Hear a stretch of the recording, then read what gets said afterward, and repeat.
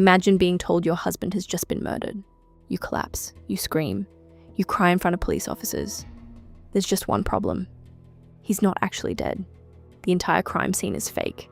Every officer standing there already knows you tried to have him killed, and every second of your performance is being recorded. What you're about to see isn't a movie. It really happened, and the woman at the center of it believed she had committed the perfect crime. She couldn't have been more wrong. On the morning of August 5th, 2009, 26-year-old Dalia Dippolito was finishing a workout at a gym in Boynton Beach, Florida, when her phone rang. It was the police. The officer sounded urgent. There had been a serious incident at her home, and she needed to come immediately. No further explanation, just enough to make anyone panic. Minutes later, Dalia pulled into her neighborhood. Police cruisers filled the street. Crime scene tape blocked the entrance. Detectives moved in and out of the house with grim expressions. Everything looked horrifyingly real. Then came the moment that changed everything. A detective stepped toward her. He gently asked whether her husband, Michael, had been home that morning. Before she could answer, he delivered devastating news. "I'm sorry. Your husband has been killed." Dalia immediately broke down. She cried, she stumbled, she appeared completely overwhelmed. To anyone watching, she looked like a devastated wife. But there was something she didn't know. Inside the house, there was no body. Michael wasn't dead. He was alive. Safe. Watching one of the most elaborate police stings in recent history unfold exactly as planned. And Dalia had just walked straight into it. But to understand why police went to such extraordinary lengths, we have to rewind several months. Because this story didn't begin with murder. It began with a whirlwind romance hiding some very dangerous secrets. Dalia met Michael Dippolito in 2008 through an escort service. At the time, she worked in real estate but also accepted escort clients to earn extra money. Michael wasn't exactly living an honest life either. He was married when they met, yet the relationship escalated incredibly fast. He divorced his wife. Then, just 5 days later, on February 2nd, 2009, he married Dalia. It was the kind of romance that burned bright, but underneath it was already unstable. Michael had another problem. He was a convicted fraudster. Although he had been released from prison, he remained on probation. One mistake, one criminal accusation, and he could lose everything, including his freedom. Despite that, Michael believed he'd found someone who truly loved him. He trusted Dalia completely, enough to build a future together. Unfortunately, she seemed to be planning something entirely different. And before long, strange things started happening that couldn't be dismissed as bad luck. At first, they looked like coincidences. But eventually, a terrifying pattern began to emerge. Not long after their wedding, police suddenly stopped Michael's car. They searched it from top to bottom. Inside a cigarette pack, they discovered what appeared to be illegal drugs. For a man already on probation, this could have meant prison. But something didn't add up. Michael insisted the drugs weren't his, and laboratory tests backed him up. He tested completely clean. No evidence connected him to narcotics. The charges went nowhere.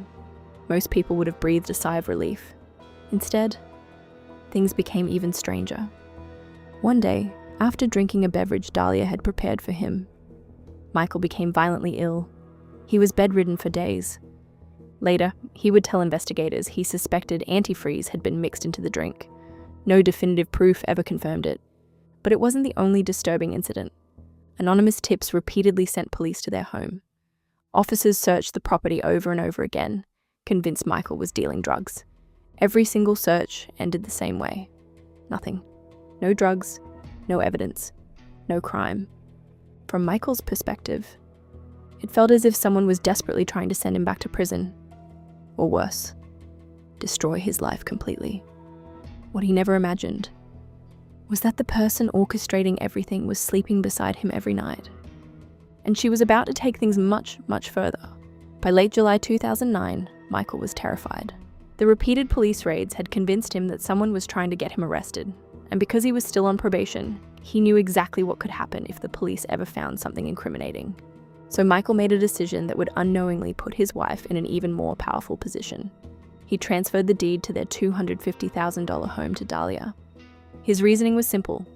If he were arrested, at least their house and assets would be protected. But Michael didn't realize the person he was protecting himself from was the person receiving the house. Dalia had already tried to use drugs and police accusations to get Michael into trouble.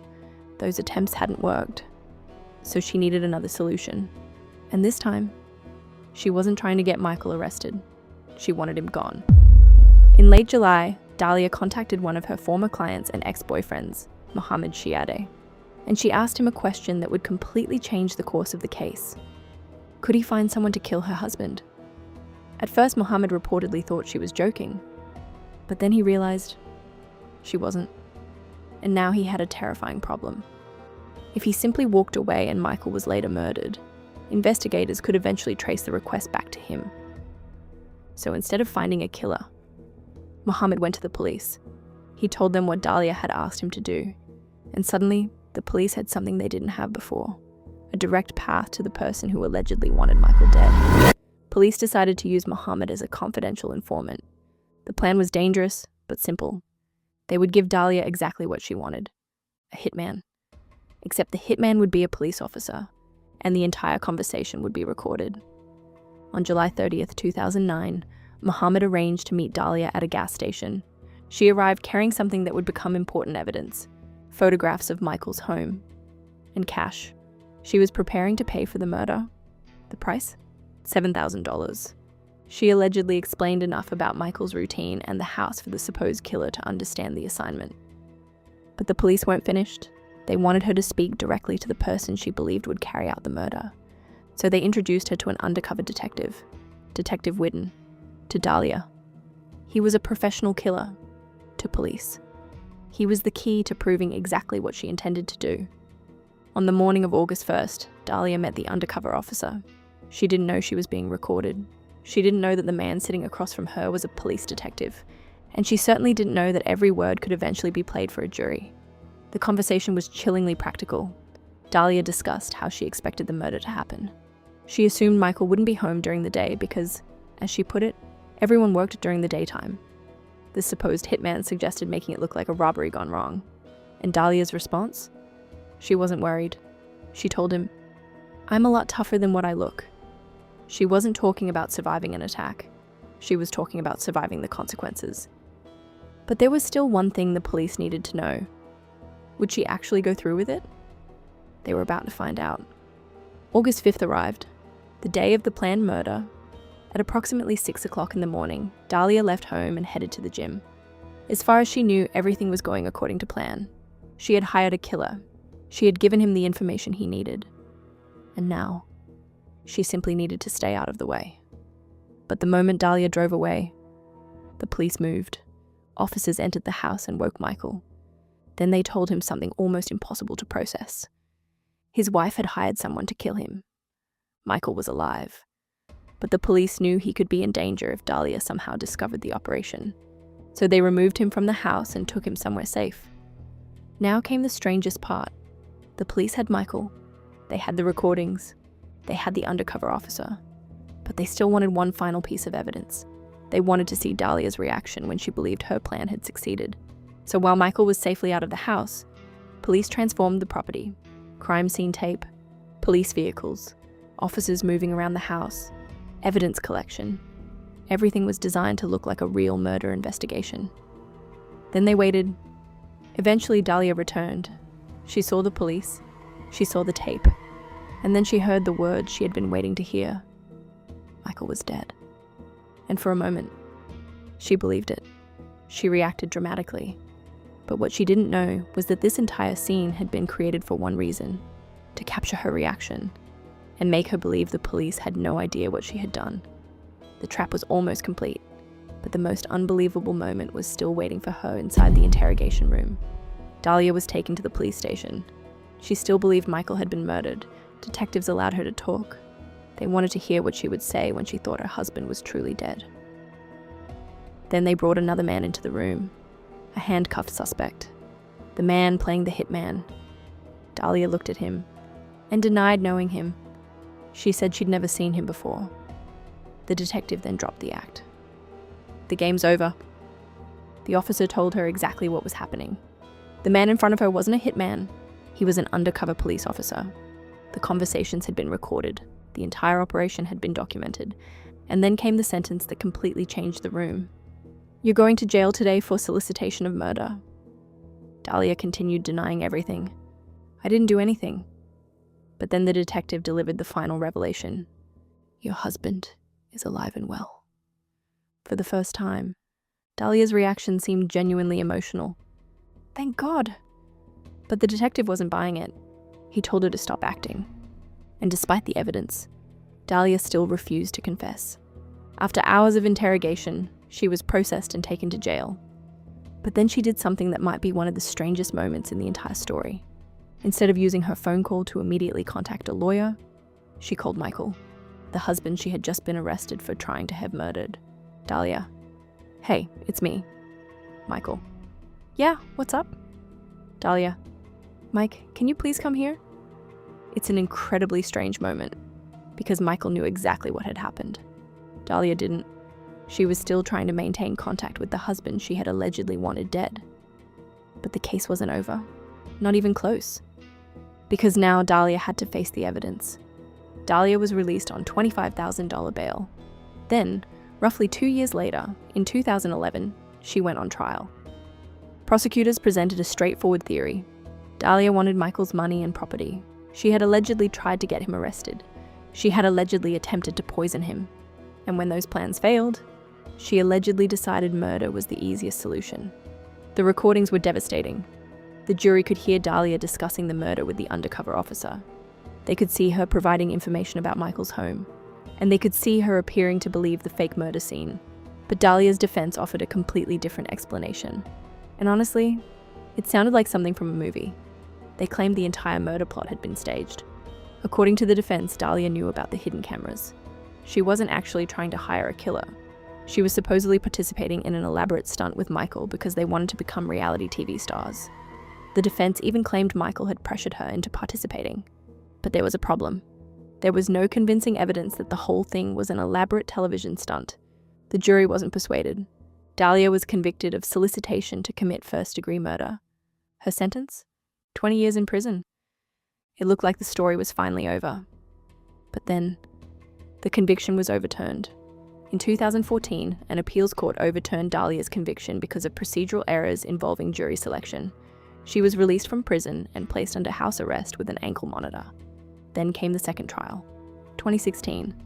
And something extraordinary happened. The 6-person jury couldn't reach a unanimous decision. The vote was split 3-3. Mistrial? Dalia walked free again. Later that year, she gave birth to a child. For a moment, it looked like she might actually escape the consequences of what had happened. But prosecutors weren't finished. They brought her back to court for a third trial in 2017. And this time, additional evidence came forward. Michael testified that shortly after their marriage, Dalia had secretly withdrawn nearly $100,000 from his account. Then, another witness described an even stranger scheme. Dalia allegedly arranged for a friend to impersonate a lawyer and tell Michael that his probation had ended. He supposedly no longer needed to report to his probation officer. If Michael had believed it, he could have violated probation and potentially gone back to prison, but he checked with his actual probation officer. The lie failed. Then prosecutors revealed another part of the relationship. Dalia had been cheating on Michael with her former boyfriend, Mike Stanley, almost immediately after marrying him. And there was another alleged financial deception. Her lover reportedly pretended to be a doctor and claimed Dalia was pregnant.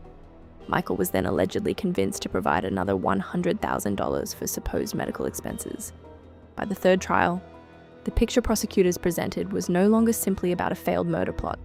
It was about a pattern: money, manipulation, deception, and eventually, murder for hire. At age 34, Dalia was finally convicted again. This time she received a 16-year state prison sentence. Her later appeals did not overturn the conviction, and according to the original script, she remains incarcerated in Florida, with a scheduled release in 2032. There's something almost surreal about the Dalia Dippolito case. The police didn't simply arrest her, they let her believe, for a few moments, that she had succeeded. They created a fake murder scene. They convinced her that Michael was dead, and they watched her reaction, because the woman standing in front of those police officers didn't know something the investigators already knew. Michael was alive. The man she thought she'd hired to kill him was a cop. The murder scene was fake, and the entire thing had been recorded. But perhaps the strangest part is Michael himself. He had married Dalia only days after his divorce. He transferred their $250,000 home to her. And throughout the bizarre series of events surrounding him, he didn't initially realize that the person closest to him could be behind them. So what do you think? Was Michael unbelievably naive? Or was Dalia simply an exceptionally convincing manipulator? And if you had been one of those police officers watching her arrive at that fake crime scene, would you have believed her reaction? Because sometimes the most disturbing part of a true crime story isn't the crime itself. It's realizing how close the victim was to the person planning it. If you enjoyed this case, like the video and subscribe for more unbelievable true stories.